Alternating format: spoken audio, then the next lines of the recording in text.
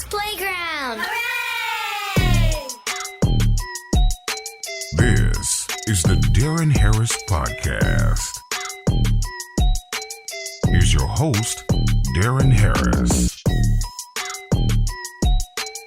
Hey folks, welcome back to the program. I'm Darren Harris. This is the Darren Harris Show. Today, I am talking about Jason Aldean and the bullshit that he is on. What bullshit is that, you ask? Well,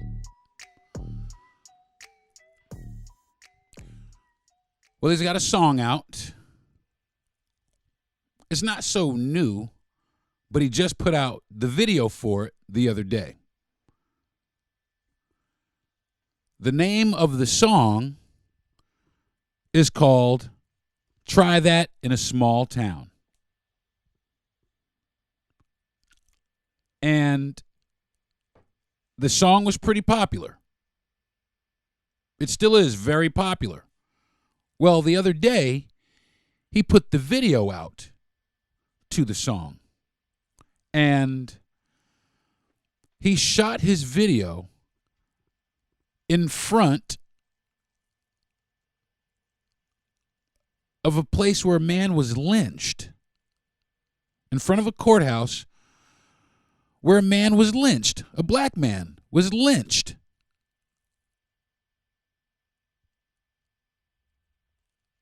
And some of the words, some of the wording, and the meaning and the message in the song seems kind of inflammatory. It seems very thought out. It seems based in hatred. It comes across as divisive, derogatory, racist. And at first, I was like, whatever. But then I sat down and listened to the song, and then I watched the video. I sat and watched the video, and man, come on, man. What kind of bullshit is that, bro? What the fuck you doing, man? Who the fuck you talking to like that? I mean, dead ass, bro, for real. I mean, I'm sitting here looking at the lyrics of the song. So just in case you aren't familiar, these are the lyrics. I'm going to read the lyrics of this song, Try That in a Small Town, by Jason Aldean. Maybe I'm bugging. You know what I'm saying? Maybe it's me. Maybe I'm bugging. Maybe I'm overreacting to this. But maybe I shouldn't care about it as much as I do. But I care about this because this shit right here, this is the kind of shit that gets people hurt. This is the kind of shit that I'm talking about that really gets people hurt. Not just hurt, some people killed. Because people take this shit to heart. Especially motherfuckers here in small towns. I mean, I live in a small town. I mean, who the fuck is he talking to? I mean, who is he talking about? Especially when symbolism is a real big thing. And when you stand and say some shit like try that in a small town while you singing the lyrics you're singing, standing in front of a courthouse where they lynched a black dude, the fuck you think people gonna think, man? The fuck you think people gonna say? And that's what I'm talking about. He did it deliberately. The motherfucker did it deliberately. So I don't care who I know that is a fan. Oh, he's got great. Fuck that dude and his fucking music. Fuck that motherfucker. Because that right there, that's, to me, that song right there is really gonna get somebody hurt, man. I mean, that's the things that people internalize and they take out in the streets with them. And then they look for any instance to flex that shit. And they got that shit playing and try that shit in a small town. They got that shit playing in their head all fucking day. And as soon as something seems out of line, a little bit of alcohol might be involved or whatever. Anything can happen, man. And that's the last thing we fucking need. And I'll say that about hip-hop, too. But I will say this about hip-hop. Hip-hop is starting to calm down a little bit, and I like that. You know, if we could just get rid of these other motherfuckers out here fucking yapping about nothing, we would be great. But they get to say what the fuck they want to say, just like this guy gets to say what he wants to say. Jason Aldean is totally within his rights as an American to say whatever is on his mind. You knock it out, sir. So this is some of the things. I'm going to read the lyrics here. This is what was on this guy's mind when he wrote this song. And like I said, you tell me who you believe that it's directed at. And honestly, it could be directed at anybody, but man, like I said, symbolism is a son of a bitch. So here it is. I should do it like him. Sucker punch somebody on the sidewalk, carjacking. I don't even know how it goes. Anyway, sucker punching somebody on the sidewalk, carjacking old lady at the red light, pull a gun on the owner of a liquor store. Yeah, it's cool. Well, act a fool if you like. Cuss out a cop, spit in his face, stomp on the flag, light it up. Yeah, you think you're tough? Well, try that in a small town. See how far that gets you down the road around here. We take care of our own. You cross that line, it won't be long till you find out. I recommend you don't try that in a small town. Got a gun my granddad gave me. They say one day they're gonna round up. Well, they might fly. That might fly in the city. Good luck. Try that in a small town. See how far you make it down the road around here. We take care of our own. You cross that line, it won't take long for you to find out. I recommend you don't try that in a small town. For the good old boys raised up right, if you're looking for a fight, try that in a small town. Try that in a small town. Who the fuck are you talking to, man? I mean, really, bro, who the fuck are you talking to? They say they're going to round up. No. It's you motherfuckers that been rounding the fuck up. It's you motherfuckers that's out in the woods on some fucking militia trying to get some shit popping. It's you motherfuckers. Motherfuckers just like you. And that's music that you've made for those people. Fuck you, Jason Aldean, okay? Fuck you. From down in my fucking stomach, motherfucker. Fuck you. I mean, that's exactly what we need, is another somebody stirring up some bullshit that we don't need. Try that in a small town, man. Say that shit in a big town, motherfucker. Now, I could very well go there. But I'm not going to go there with Jason Aldean. I'm not. Instead, what I'm going to do, I mean, because that's how I really feel. But instead, what I'm going to do is I'm going to try and break apart some of the reasoning behind why he made this song and why this song is so divisive and why we don't need music like this. And a few other things. I'm just gonna talk about it. I'm just gonna get it off my chest. And I invite everybody here also to sit down and think about this, man. Think about this for real. Think about the message in that song. That's crazy. I mean, to me, it just sounds like he's calling out black folks. It really does. I mean, he mentioned crimes, like a lot of crimes. And like it or not, the fact of the matter remains, yeah, we live in a lot of high crime areas. But we live in these high crime areas because of the socioeconomical status that we've been pushed into. Real talk. So, yeah, somebody in the hood might stick up a liquor store. Why? Because he's fucking hungry, man. Family need diapers. Might be strung out on drugs because he couldn't find a job. Now I'm strung out the fuck on drugs. Whatever. We've been put into that situation. So because of our socioeconomical status, where we live in larger groups, especially in larger groups, have a tendency to hold a higher crime rate. But that doesn't mean that there aren't good people in these communities. There's beautiful people in these communities. I mean, so much flavor and love in these communities. Believe it or not. So much. But things like this do happen in these communities.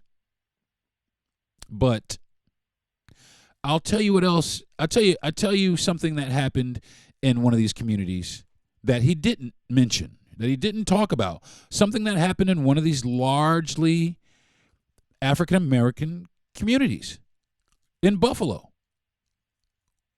When a young white man, walked into a grocery store and shot and killed all those black shoppers. They were shopping for their families. They were minding their business. They weren't doing anything. They were unsuspecting. While this guy sat there and planned and planned and planned and planned to go in there and shoot up a grocery store full of niggers. Start this race war off right. Gonna play our anthem. Try that in a small town.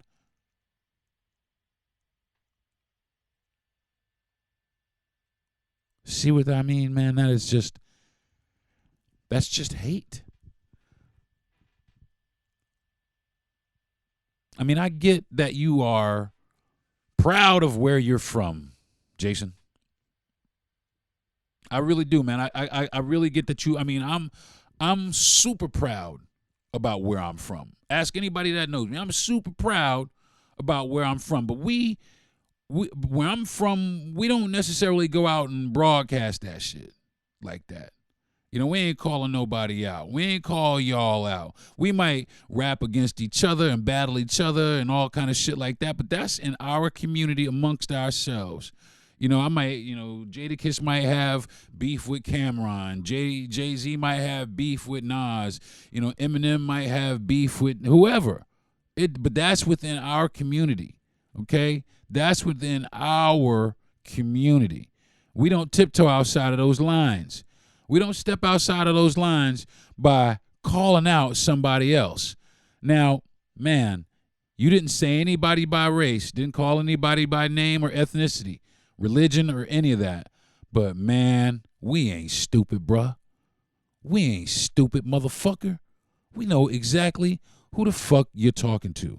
And we know exactly who you're talking about. Exactly. And we know exactly what a call to action is for all the good old boys who are raised upright. You looking for a fight?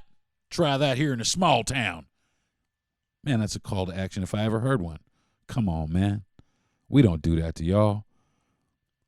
We play nice with our music.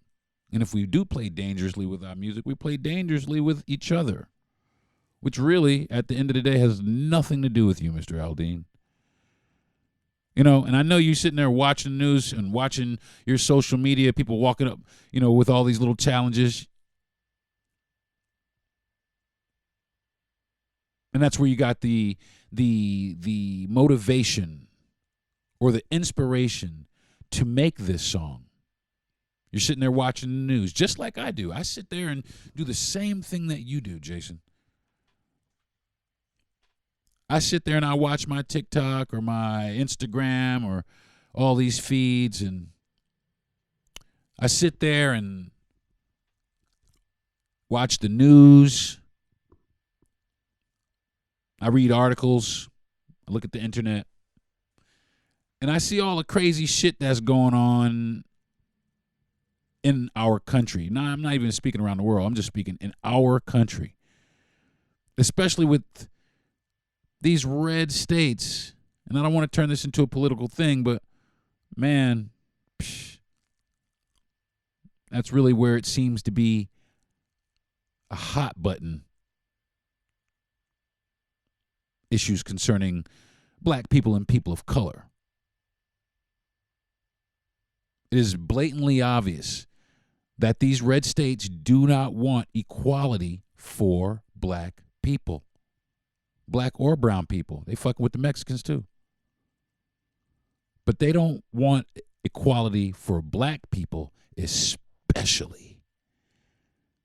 They hate us especially. I mean, think about it. Think about what you hate. I hate roaches. Roaches. Every roach I see, I'll kill. Spider. Every spider roach I see, I'll stomping. They hate us worse than they hate roaches. And all they want is to see our extermination.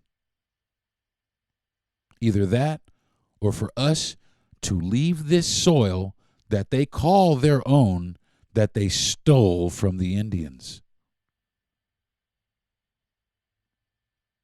These people ride around with their trucks waving these big red, white, and blue flags. Burn the flag. See how far that gets you. You know what, man?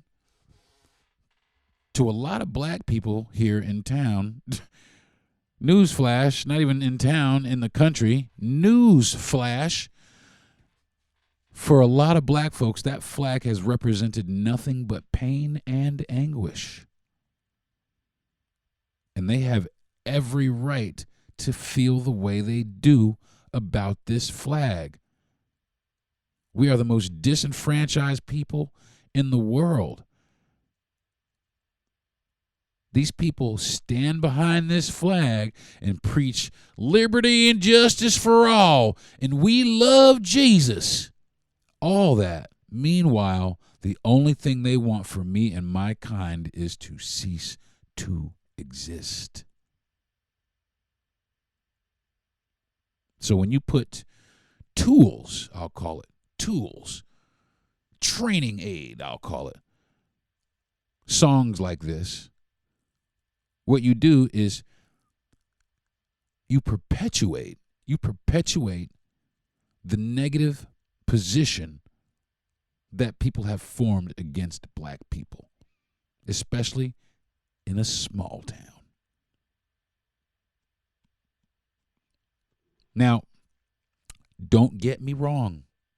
I don't dislike country music, believe it or not. Believe it or not, I actually like some country music. I find some country music very entertaining, as a matter of fact. I really do. I got friends in low places. Great tune, man.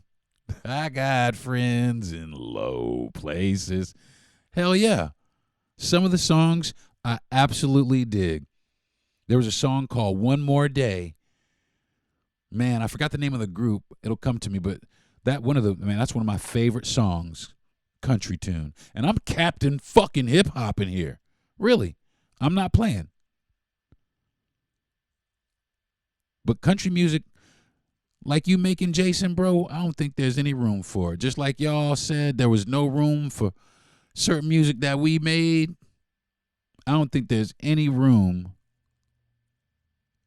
for music like that in a society where all we want to do is coexist and get along and learn and build from each other, benefit from each other. Now, we're still a long ways off from that. We really are. I'm not even going to hold that back. I'm not even going to, even in the cities, no matter where we are in the country, we're still held back. And we have grown to expect that. But don't make it dangerous for us also. Don't make it dangerous for us out here in the street, man. You know what I'm saying? Come on, Jason. You out here fueling the fire, bro. You shot a music video at a courthouse. I think it was in Tennessee or one of them, where they lynched a black dude, where they lynched people, man.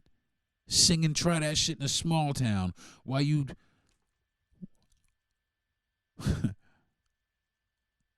wow, bro. I'll tell you what. There was one thing that I heard in a hip hop song a long time ago, and it was on the NWA Niggas for Life album, one of the greatest albums I ever listened to, by the way. If you haven't listened to it and you're a big fan, you're a fan of NWA, go check it out. It's called Niggas for Life. And there was an interlude in this song where there was a newscaster. There was a newscaster, and he was like, we're standing out here in such and such Los Angeles, and there's a big commotion going on, and there's a something, and it sounded like there was some sort of rally and chant, and against NWA. Oh, NWA, just stop it. No more NWA, no more NWA. And then the newscaster said, yeah, there appears to be some men standing on top of a building in black hats. What is that? They're opening fire. Oh my God. Oh, they're just, and then you start hearing explosions. Oh my God. And then they hit the fucking newsroom. Oh my God, I'm hit. Man, turn the fucking camera off. Boop. And then you hear Dr. Dre.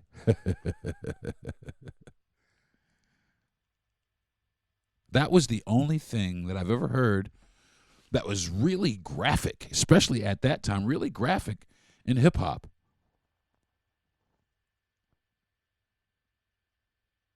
No names were said. No races were mentioned. None of that. But still, we felt where that interlude came from. I felt that interlude. And the reason why I felt it is because, man, they've been throwing motherfuckers down in the street for fucking years.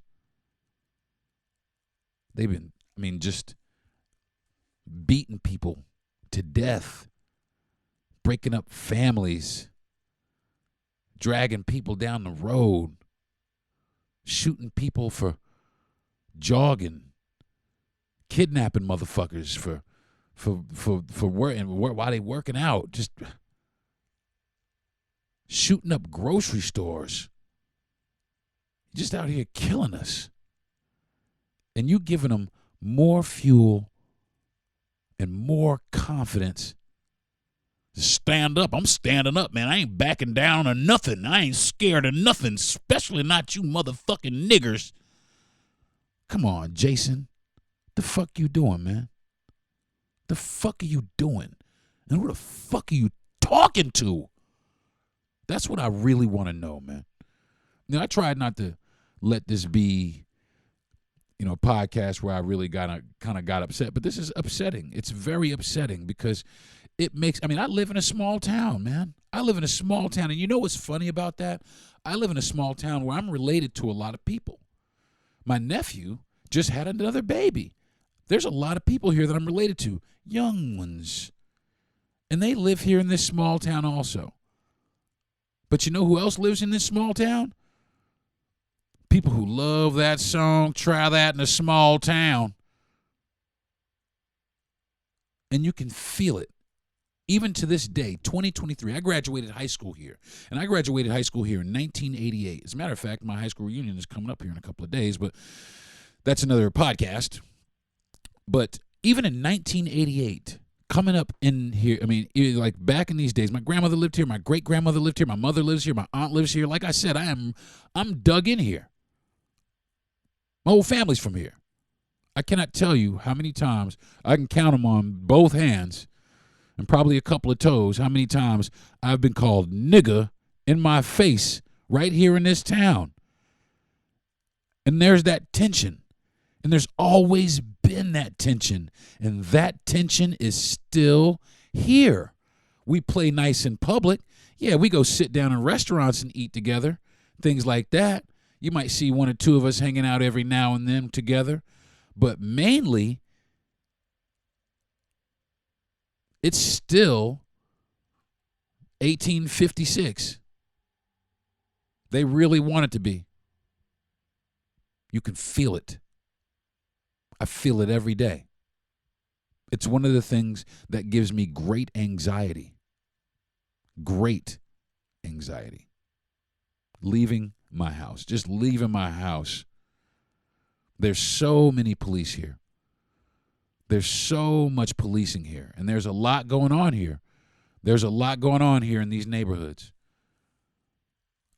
But they're not doing anything for the neighborhoods. The only thing they're doing to the neighborhoods are they're policing the neighborhoods. But they're not trying to see how they can solve this problem. And the problem is very simple.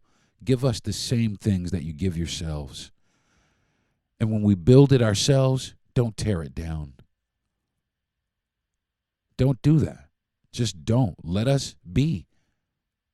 But we can't be because there's still divisive music out here pushing the masses. Think about it, man. Think about this shit, all right? Think about it. People are listen, you go through a breakup with somebody, right? You just broke up with somebody, and there's a song on the radio that just, man, that hits you right between the eyes. Bing! Right, nail right on the head. Bullseye! And you listen to that shit over and over and over and over and over again. But before you know it, it's one of your favorite love songs. And, you know, it hurts so good. And you've been listening to it for so long. And it's made you feel some kind of way. That's the same thing with music like this. We need to be more responsible. I'm going to take a break really fast. And when I come back, we are going to continue talking about trying shit in a small town. This is the Darren Harris Podcast. Looking for a new podcast? Get our Backstage Pass with Gentry Thomas, who interviews the biggest names in movies, sports, and interesting people in show business. Hear the chats with Jay Leno, Spike Lee, Kevin Costner, Tim Tebow, plus Gentry's classic interview with the great Bob Saget. Get the questions nobody's asking. Subscribe to Backstage Pass with Gentry Thomas. Now streaming all episodes on Spotify. Now, back to the Darren Harris Podcast.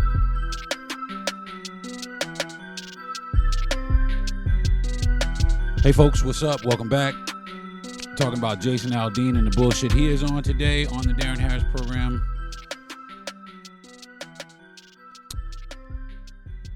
He made a song, Try That in a Small Town. It's gotten a lot of controversial kickback.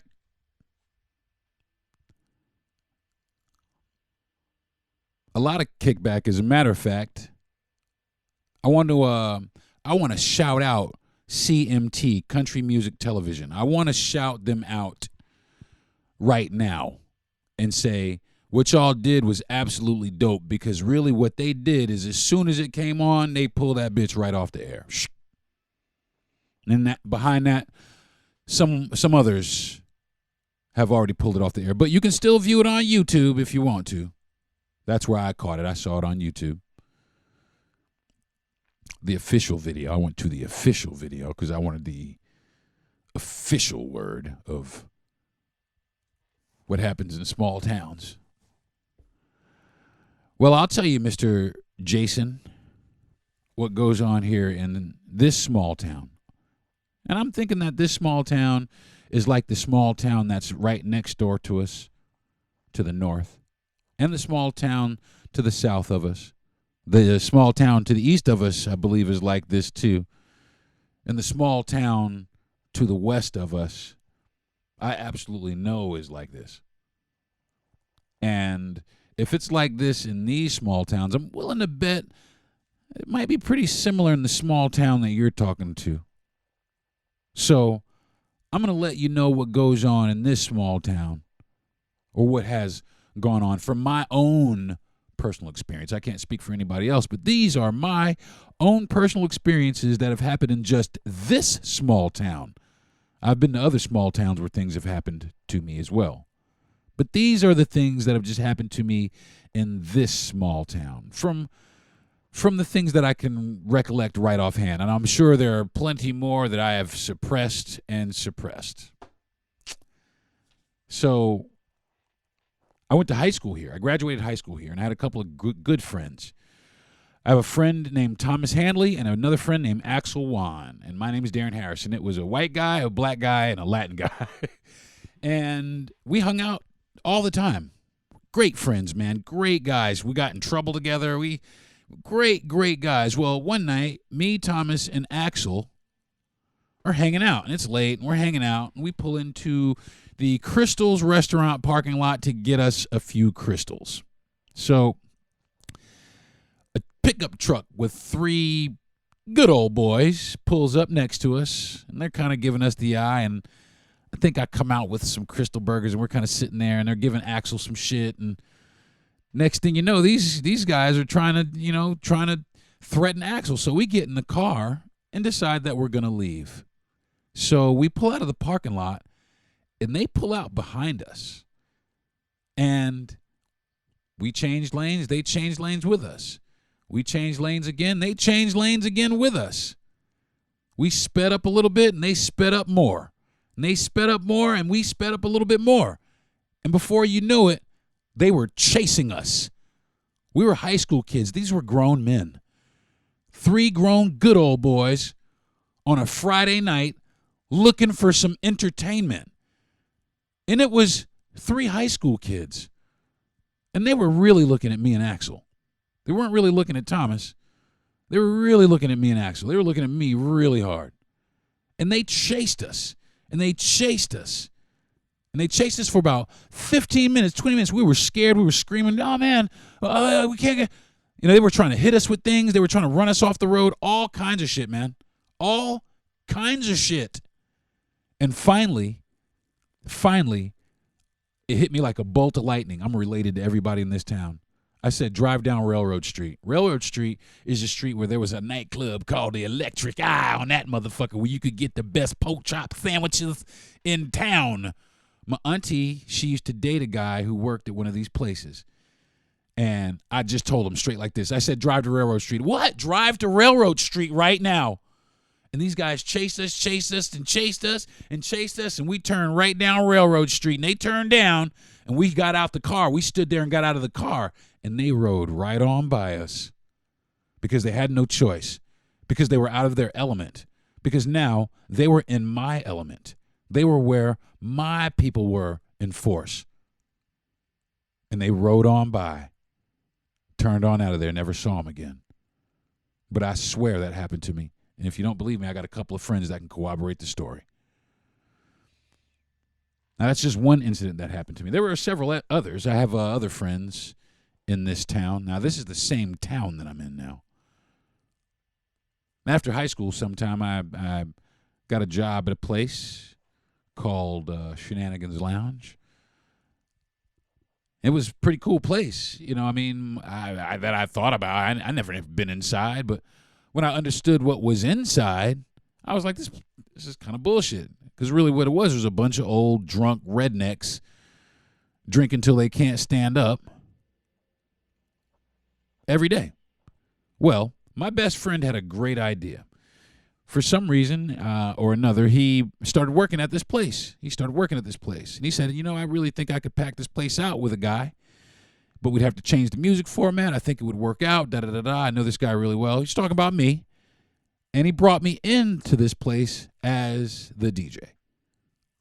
And right off the bat, oh, man, you're going to let a nigger in the bar, man? What's this? What's going on here? And right off the bat,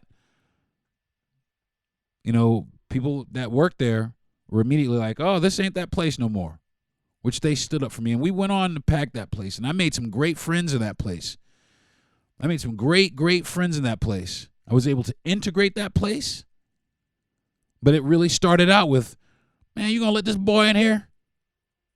What you doing, man? This is this is shenanigans. We don't do that in here. And it started out just like that. And it took some time. It took some doing. But we did it.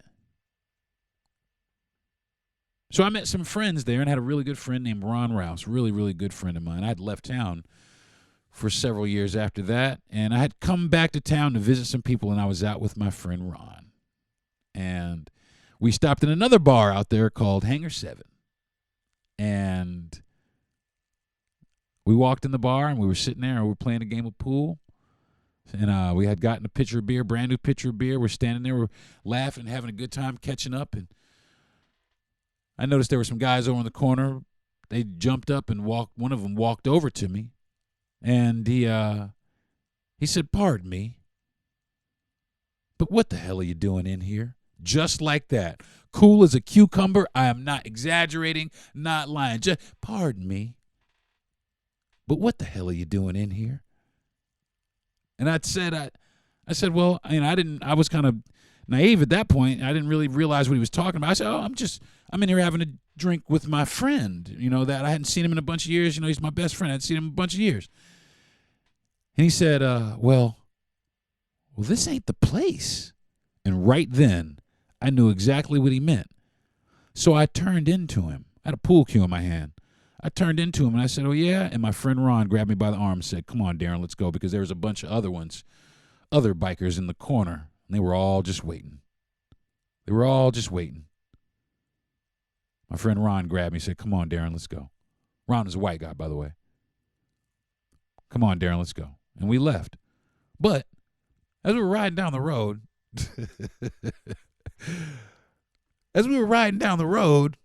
I was sitting there thinking to myself, I've experienced a lot of racism in my life, But that had to be the most polite, get the fuck out of the bar nigger speech I ever heard in my life. It was genuine. It was heartfelt. He was concerned. It seemed like he was concerned for me, like for my safety and all kind of shit. But we all know the truth behind that. But it really did. It was the most polite, get the fuck out of the bar nigger speech I ever heard in my life. But that's just one other thing that happened. There's another thing that happened in this town. And I knew this person for a long time. I knew this person for a long time. And I'm not going to say her last name, but her name's Rhonda. She'll know who it is if she's listening. She'll know who it is. And I was hanging out. We had, had a great time at I was a DJ. We had a great time. Everything was great. Had a wonderful time tonight. Everybody was dancing, had a good time. "Yeah, Deron, you're the man. Yeah, I was the man. Because I changed things. I made it so black folks didn't feel uncomfortable to come into this place. And I made it also so people in the community, all people in the community could enjoy this place. And we had a good time there. And people were starting to come around. Yeah, we were starting to like this. So this girl, Rhonda, I've known Rhonda for years. We've been friends for years. She wasn't like, she was, we were friends in high school. Like, we were just friends in high school. I just knew her from high school. And this was after high school, considered a long time after high school. So, I've known Rhonda for years. And out of nowhere, like, she walked up and she said, "Deron, I usually don't like niggers, but you're all right." Just like that. Just like that. Just like that. That's what happens in small towns, Mr. Aldene. At least this one. And I'll tell you what, it's still happening to this day. And you're just fanning the fucking flames, aren't you? And you don't mind doing that at all, do you? Because it's how you were brought up. You were brought up by people who felt that way about my people. And you were steadfast in it, and you stood right up in it. I know other people who were brought up that way and didn't. It didn't take for them. They managed to actually be some decent human beings. And not just decent human beings in front of 80 million people or 8 million people. I'm talking in front of 2 people, 4 people. I got a couple of friends, man. I got a friend that'll bust you in the fucking mouth if you come out with if you say something crooked to me. I got some friends, white friends, that'll just ruin your fucking day. Because they understood a long time ago the same thing that I understood a long time ago, is that we are all brothers here, man. We are all the same here. We are all fighting the same struggles, the same battles. We all poor like a motherfucker, man. We all getting screwed by the government. We all getting held down by the man. I see you out there at your fucking trailer with your 4 kids. 3 cars out there broke down in the fuck. I see you out there, Mr. Redneck. You doing the same thing some of my people are doing, man. Out there struggling, man. These people don't give a fuck about you just like they don't give a fuck about me. But you still perpetuate the most petty shit in the world you could perpetuate.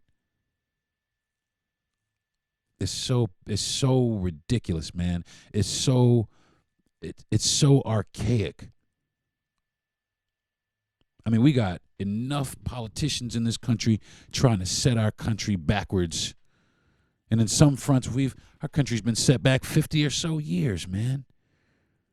You're trying to take it all the way back to the Civil War, bro. You're trying to take it all the way back to the Civil War. Congratulations, man. You have just armed a whole new generation of kids with hate. You have empowered these people to be proud racists. And that's exactly what I'm going to call them. I'm not going to call you good old boys. I'm going to call you racists. You've given them more anthems. And shout out to hip-hop lately, too, because lately I've been hearing some good hip-hop from people who actually are starting to get it, starting to realize it. Shout out to Kendrick. Shout out to J. Cole. You know what I mean? Shout out to these cats that's really putting in the work, trying to really get our people back up on some top side where we not talking about thuggery every other fucking sentence. Shout out to those dudes for doing that. And shout out to the young artists that are following in that footsteps. Shout out to the older artists, Nas and everybody, coming back out with that fire flames, for a new generation, showing them how it's done, showing these young kids, come on, man, we need to push our people up, because obviously there's music out there pushing our people down, trying to hold us down, trying to get us hurt out here. So we need to uplift ourselves, and looks like we need to strengthen our communities. We need to strengthen our communities. Now, this is not a call to action for any type of violence or anything. Let me just put that disclaimer right there in the front. This is not any of that. This is not to be construed with any of that. But black brothers and sisters, we need to get clear on a few things, man. We need to get clear on a lot of things, because you see what's working against us, right? You see what's out here. You see what's out here, right? We need to get clear on a few things. We need to get it clear on unity, man. We need to get clear on, we need to, again, build and protect our own things. Mr. Aldean wants to protect his stuff. Well, you know what? We need to protect our stuff. And history shows that we need to protect our stuff a whole hell of a lot more from you than you need to protect your stuff from us. Look it up. Look it up.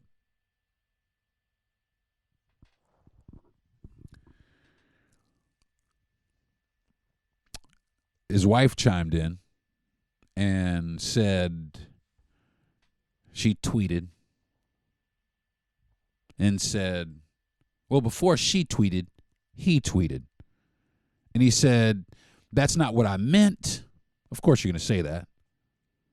But that's not what I meant. He had nothing to do with, where the location was. Well, you got a stark raving racist in your fucking ranks. I'll just say that, because that's fucking symbolic as hell. Subliminal as a motherfucker. Stark raving racist. Come on now.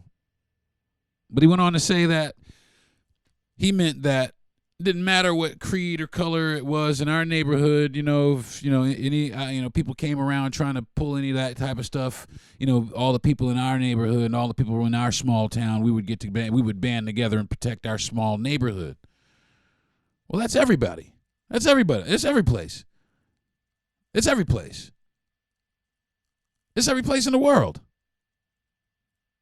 You're supposed to. You band together, you protect your community. You keep your community safe, but you also mind your fucking business and you don't go out and instigate bullshit. Because now, shit, I'm just going to go ahead and say it. Motherfuckers, I feel threatened now. And people who know me know I'm not a dude to go out and be on some advocate for violence. I don't advocate for violence. I don't advocate for gun violence. I definitely don't. But I almost feel like I need to go out to protect myself from these motherfuckers out here on some red, white, and blue and back to blue. And there was a bunch of that shit also in the video. These back to blue and black and white American flags. That's just the most ridiculous shit in the world. And that has just become the new symbol for American white supremacy. It just has. I didn't make it that way. You guys did. As a matter of fact, I was in Zaxby's Chicken yesterday getting a orange drink. Yes, I was buying orange soda. And fried chicken. Yes. So I was at a Zaxby's Chicken. So I see a white guy standing in line, and he has a Navy hat on. He was a Navy veteran. Well, I was in the Navy. But he also had one of those back the blue shirts on with the little American flag on back the blue. But I was in the Navy, so in my mind, and I'm hoping that in this gentleman's mind, the fact that we were, that we shared that one common bond would get through all of that. Nope, not at all. His wife was very friendly. She smiled at me and waved hi, and she said, "How you doing today?" I said, "I'm good. If I was any better, I'd be twins." And he just was Mr. Longface, and he was older than me. It's not like I was hitting on his wife or anything like that. I'm married anyway, but just had fucking face to the and I said, she told me, "Thank you for your service." I said, "Thank you." And I said to him, "Thank you also, sir, for your service." Yeah. And I stood up in it. I said, "Where'd you go to boot camp?" "I went to San Diego. I went to boot camp at the Great Mistakes." And he just walked off. His wife kind of chuckled a little bit. She found my response humorous. But I knew exactly the dynamic of what was going on. I knew exactly the energy that he was giving off to me. He was back in the blue. He was back in that bullshit. And that's okay, man. That's all right. That's all right. You back the shit that you want to back, because of course I'm going to back the shit that I want to back. And you have every right to. Just like, don't get me wrong, man. Jason, you got every right to sing the songs you want to sing. You know what I'm saying, my man? And as an artist myself, you express your art, homie. You know what I'm saying? You go out and you express your art to the people, your fans, because that's what I do. I express my art and to my people and my constituents and my fans and the people that listen to me and subscribe to my channel and listen to my podcast or whatever they do. Follow me on social media. That's exactly what I do. And these people subscribe to me just like they subscribe to you. Now, I don't have as many subscribers or people who like me as you do. But the people that do, they know that first and foremost, my love is for everybody, man. I'm not calling anybody out. And if I do call anybody out, I'm calling everybody out on their bullshit. I don't care what color you are. I'm like Don Rickles or Lisa Lampanelli. I don't give a fuck what color you are. I'm calling you the fuck out. I'm just going to call you out on your bullshit. Every day. And everybody should know that about me. I'm just going to call you out on your bullshit. If it's bullshit, I'm going to tell you. And I'm sorry, Jason. You get the thumbs down, homie. The straight up thumbs down. And not only that, you get the straight middle finger up at the same time. You know what I'm saying? Because that is classless. You talking about in your tweet that such language is dangerous. Yeah, motherfucker, you was the one who said it. I mean, you got everybody up in arms. You got a million motherfuckers, millions of motherfuckers up in arms about it. And you know what my father says? A million motherfuckers can't be wrong. So think about what the fuck you saying, bro. Think about who you saying it to. And I'm sure you willing to back it up because your granddaddy gave you a gun. You're ready, aren't you? They said they were going to rise up. Well, if they rise up, they better not try that in this small town. Who the fuck told you we was rising up? We trying to get a bag, motherfucker. That's all we worried about is getting the bag. We don't give a fuck about y'all, man. We don't give a fuck about y'all. To be honest with you, we care about us. We care about getting our shit together, getting our shit popping. Because you've given us so many years where you've denied us everything. We trying to get our own shit popping, Mr. Aldene. That's what we trying to do. We don't give a fuck about that. Who mobilizing what? For what? For who? Why? For y'all? Fuck that. We just trying to get our shit together. But you putting out music, empowering motherfuckers, making sure that we can't, by any means necessary, on some straight up violence if they have to. It's happened in the past. It happened before. It's looking like they trying to make that shit happen again. But make no mistake about it. All right? Because we don't play that shit in small towns either. With that shit, okay? That's the one thing I've never played in this small town. Every instance of racism that I've told you about in this town, whether it came from a person, you know, a woman, a preacher, there was an incident, actually, that now that I say that, there's an incident with my mother where we lived next door to a preacher. This motherfucker was throwing eggs at my mother because we were the only black family in a white neighborhood. This a preacher throwing eggs at my, that's what happens in small towns, Mr. Aldene. Damn, bro. And you out here fucking fueling that shit, man. You killing us. You trying to kill us on purpose. You trying to get these motherfuckers hyped the fuck up, especially down here in Florida now where motherfuckers could just conceal a weapon anywhere. Thanks, cocksucking ass Governor Ron DeSantis. Appreciate that, motherfucker. People just walk around. And guess what they're doing in these small towns? They're walking around concealed carry. They really are. They really are. And that's just bad for everybody. So I'm sure that some of these guys, their granddaddy gave them a gun too. My granddaddy gave me this gun. And I'm like, damn it, you know what? If they try that shit here in my town, I'm going to shoot every last one of them. And that is what you're preaching. That is the message that you are sending. And you cannot tell me you didn't know. Okay, you didn't pick the location. I'll give you that. Maybe you didn't pick the location. But I know one thing that you did before the video got released is you watched the fucking video. I know you did that. I know you did that. So in that, my friend, maybe you did know.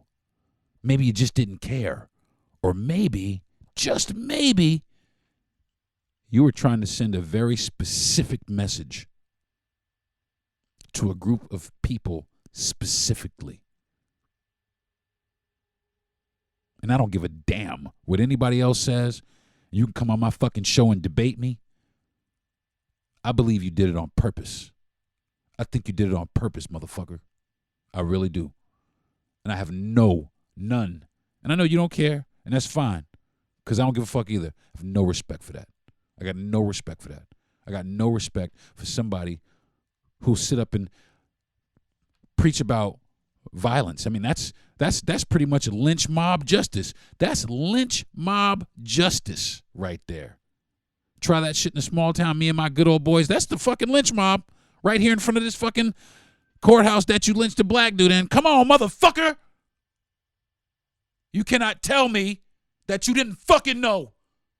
You can't tell me that you didn't fucking know. Fuck you, Jason Aldean.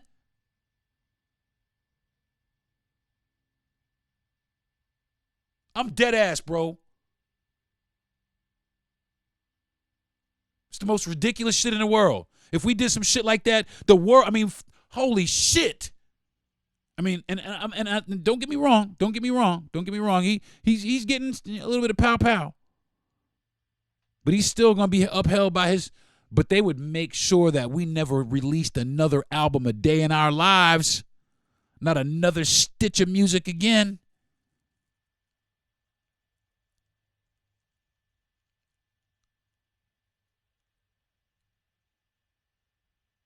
That's what's going on, folks. That's what's going on. I could keep going. But I got to go to my mother's house and pick up the mail, do a little laundry. So back to regular life. But I want everybody to know about this. I want everybody to hear about this. If you're listening to my podcast, I want you to know about this. Share it. Spread it around. Spread it around. Listen to the whole thing, man. Spread it around. This is what's happening here. Now, I would say this too, because I know a lot of my podcasts come off this way. And I know to some people it seems like that I am anti-white.